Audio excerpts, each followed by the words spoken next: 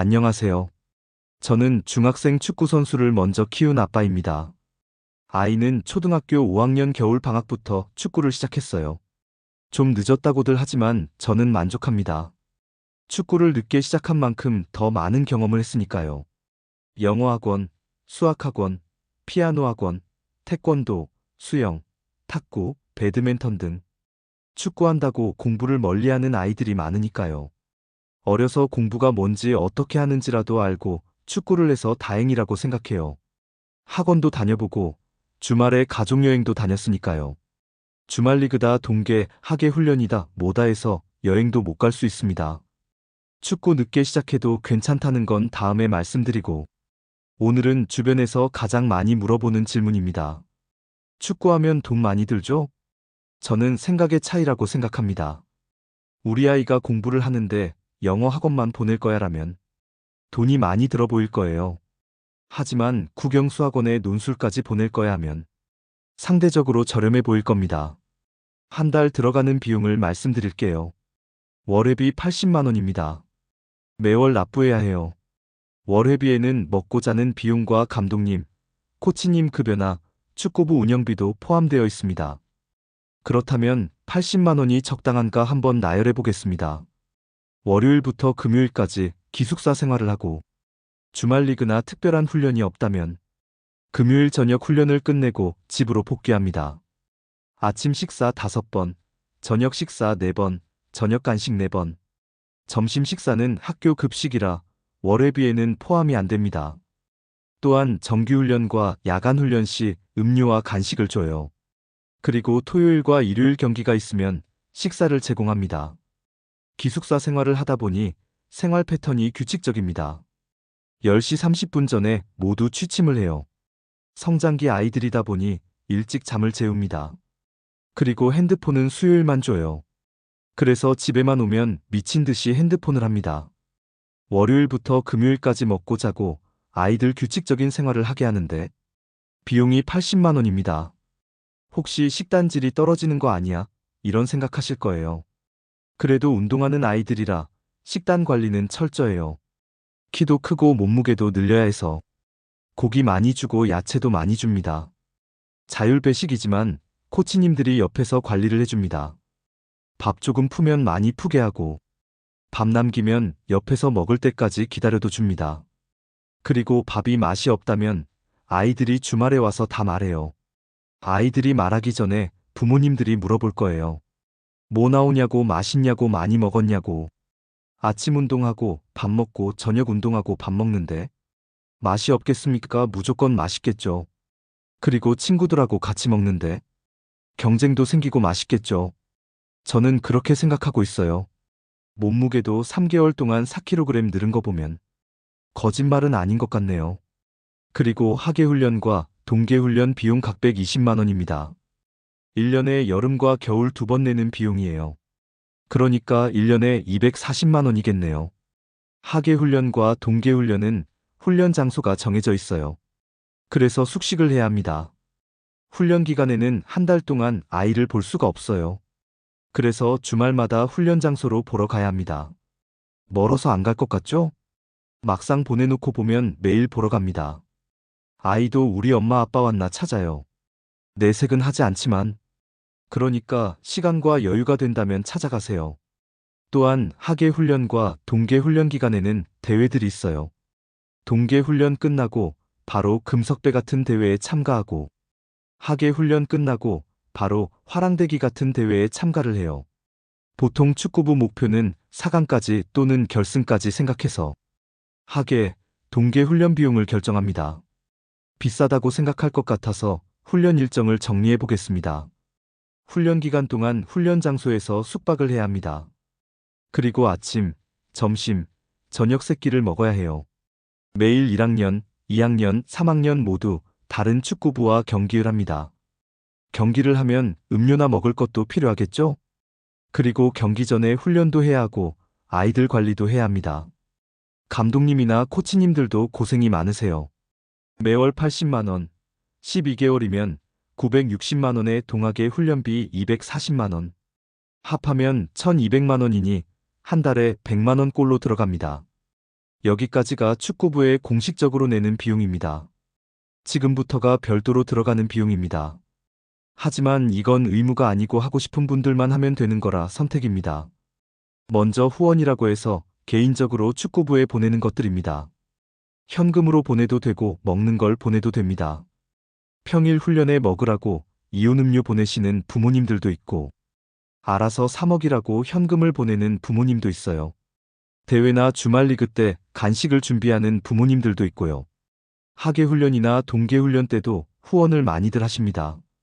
아이들이 많다 보니 한번 후원을 하려면 1학년부터 3학년 전 학생 수만큼 준비를 해야 하니 한번 목돈이 나갑니다. 다들 하는데 나만 안 할 수도 없고, 대회나 주말 리그 때 내 자식이 죽도록 뛰는 거 보면 아들이 좋아하는 거 넣어주고 싶은 생각이 막 들어요. 충동적으로 말이죠. 하계 훈련 때는 너무 더워서 걱정되니까 먹을 거 넣어주고, 동계 훈련 때는 추워서 걱정되니까 또 먹을 거 넣어주고, 단체 생활이다 보니 우리 아이만 챙길 수가 없어요. 그리고 다 같이 고생하니까 다 내 자식 같아서 후원을 하게 되는 것 같습니다. 그리고 1년에 한 번 있는 생일입니다. 내 새끼 생일인데 케이크라도 먹어야 하는데 못 먹을까봐 또 바리바리 먹을 거를 넣어야 합니다. 케이크도 많이 준비하고 치킨, 피자 같은 간식을 넣어줘요. 이 또한 1학년부터 3학년 전 학생이 먹을 수 있는 만큼 준비해야 합니다. 지나고 나면 아깝다는 생각이 들 수 있겠지만, 생일이 다가오면 돈보다는 내 새끼 생일 축하해주고 싶은 마음밖에 안 들어요. 지금 말씀드린 후원이나 생일은 선택사항입니다. 추가로 들어가는 비용은 축구용품 구입 비용이 있겠네요. 축구화는 스터드가 달면 바꿔야 하니까 2개월 또는 3개월에 한 번 교체합니다. 논슬림 양말 진짜 많이 잃어버려요. 같이 빨고 이름 써놔도 지워지고, 그래서 싼 걸로 사면 돼요. 일반 양말을 신으면 밀려서 불편하고 부상 위험도 있으니 되도록 이면 논슬림 양말을 추천합니다.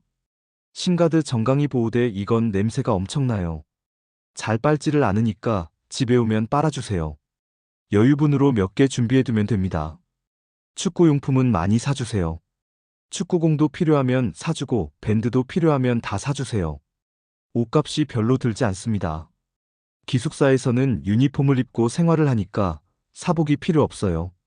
학교도 유니폼 입고 가거나 추리닝 입고 가니까 옷 걱정이 없어요. 주말에 집에 와도 추리닝만 입기 때문에 옷도 필요 없습니다. 운동만 하니 멋을 모릅니다. 이제 가장 돈이 많이 들어가는 주말입니다. 오랜만에 오는 내 새끼 좋은 거 먹이고 싶고, 좋은데 여행도 데리고 가고 싶고, 레슨도 보내야 하니까요. 금요일 저녁부터 일요일 저녁까지 먹고 노는 비용이 가장 많이 들어갑니다. 오랜만에 오는 아이 소고기도 먹이고 싶고, 장어도 먹이고 싶고, 그런 마음이 드실 거예요. 한창 성장기에 있는 아이가 다른 선수보다 키가 작지는 않을까? 몸무게가 적게 나가서 밀리지는 않을까? 혹시 힘들지 않을까? 부모로서 별 생각이 들어요. 그래서 좋은 것만 먹일 수밖에 없습니다. 주말에 먹고 여행 가는 비용이 월 회비보다 더 들어갈 수 있습니다. 일주에 20만 원만 써도 사주오니까 80만 원이 넘어요. 평일 먹여주고 재워주고 훈련도 시켜주는데 80만 원이고, 주말에만 오는데 80만 원이면 월회비가 저렴해 보일 수도 있습니다. 3학년쯤 되면 아이가 집에 오는 게 무서울 수도 있겠습니다. 더 커서 더 먹을 거니까요. 많은 유소년 선수들이 주말을 이용해 개인 레슨을 많이 합니다. 지역마다 틀리지만 1일 1시간에서 1시간 30분 정도 개인 레슨을 진행하는데 7만 원에서 8만 원입니다. 개인 레슨을 꼭 받아야 하는지 물어보는 분들이 많으신데요. 하고 싶은 말은 많지만 오늘은 비용 이야기만 하겠습니다. 4주 개인 레슨을 하면 28만 원 정도 들어가겠네요. 이틀도 레슨을 보내봤지만 힘들어요. 아이도 하루는 쉬어야겠죠. 욕심은 금물입니다. 그리고 영양제 비용도 무시 못합니다. 성장기 아이들이다 보니 키 성장에 부모님들이 관심이 많아요. 그래서 서로 만나면 뭐 먹이냐고 물어보는 게 인사입니다. 키 성장에 필요한 단백질은 주말에 식단에서 많이 보충을 하려고 소고기, 장어, 연어 뭐 좋다는 건 다 먹이는 것 같아요. 또한 키 성장을 위해 한약, 칼슘, 요오드, 아르기닌, 아이서파도 많이 먹고 있어요. 기숙사 생활을 하다 보니 영양제를 보내도 배불러서 안 먹고 깜빡해서 친구 줘서 안 먹는 경우가 많아요. 그래서 기숙사에서만 먹을 만큼만 보내줘야 먹는 신용이라도 해요. 관리하기도 편하고요. 아이 대회, 주말 리그, 동계훈련, 하계훈련, 평일 경기 따라다니다 보니 중학교 축구부가 된 지 벌써 5개월이 지났네요. 5개월 동안 들어간 비용을 정리해봤습니다. 월회비 80만 원, 동아계 훈련 비용 120만 원, 1년 1,200만 원 들어요. 후원 비용, 용품 비용, 주말 지출, 개인 레슨 비용 등이 추가적으로 들어갑니다. 그리고 아이 경기 일정에 따라 이동해야 하는 경우, 주유비, 식대, 숙박 비용 등이 발생하겠네요. 공부에 진심이신 부모님들은 학원비가 더 많이 든다고 하시는 분들도 있어요. 주말에 밥 먹고 여행 가는 거는 일반 학생들도 들어가는 비용일 거예요. 하지만 운동하는 아이라 좀 더 신경 쓰는 차이일 겁니다. 생일이면 집에 아이들 초대할 수도 있는 거니까 어차피 돈은 들어갑니다.